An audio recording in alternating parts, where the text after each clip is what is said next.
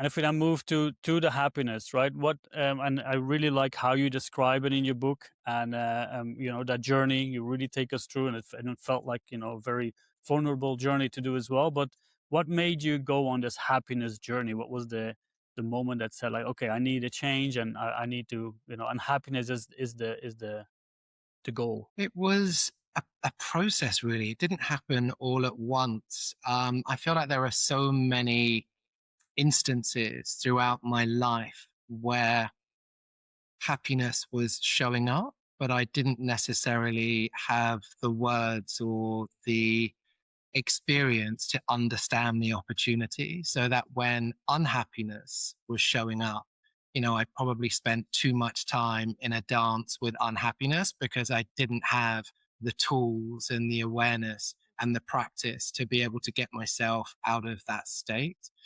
And in modern life, it's so easy to get caught up on the hamster wheel of life, just getting through each day. And the process of stopping, and for me, the really big pause in my life came, as with so many, during COVID, where we were forced to pause. And that pause for me created a real opportunity to think about what I wanted my life to look like. So I then went through a process of just thinking about the steps I had taken to achieve my goals. So, for so long, it was the dream of moving to London, creating a career, creating a life there, coming from a small town in Bedfordshire. That was the dream. But when I achieved that, I didn't know what was next.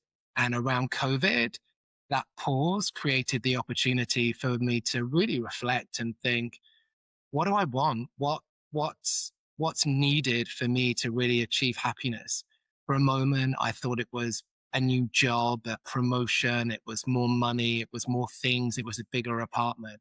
But actually, when I stripped back all of that, it wasn't more things or more success. It was more happiness. And that's when I really started to map the steps or create a roadmap to achieve happiness.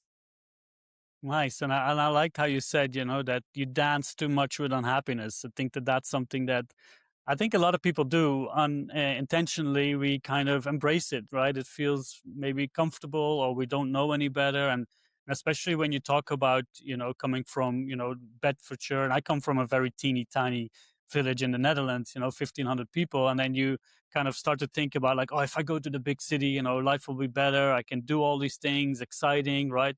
And then when you get there again, then the music starts of a dance you might not want to be caught in. And so I really liked how you got that. And that pause, having that moment to reflect is a really good kind of moment to take stock and maybe make some changes as you did. And so I think that that's we can say like, yeah, COVID was a really bad thing, but if you use it the right way, then it can also be the, to reference your book, the seed to, new beginnings and happiness. And I Yeah. think that that's a really good step.